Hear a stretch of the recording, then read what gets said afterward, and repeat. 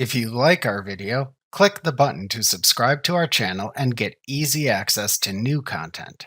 To see our full suite of ad-free video courses, instruction manuals, and quick reference guides, visit us at www.teachucomp.com.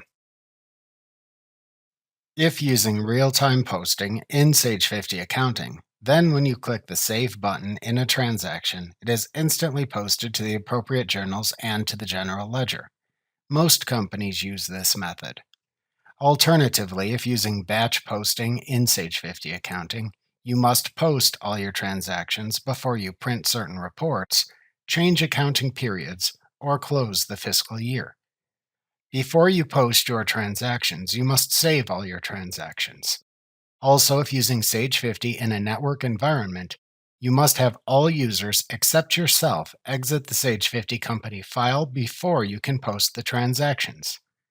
To post the transactions of using batch posting in Sage 50 Accounting, select Tasks, System, Post from the menu bar to open the Post window.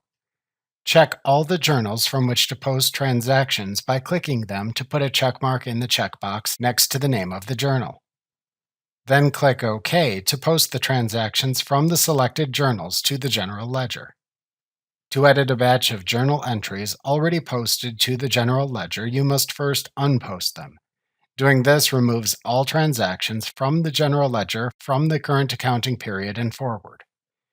To unpost transactions if using batch posting in Sage 50 Accounting, select Tasks, System, Unpost from the menu bar to open up the Unpost window.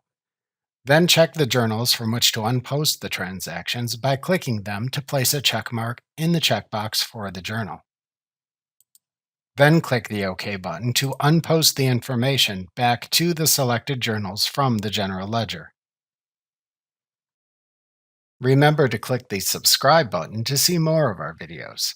See our full suite of courses, instruction manuals, and quick reference guides at www.teachucomp.com.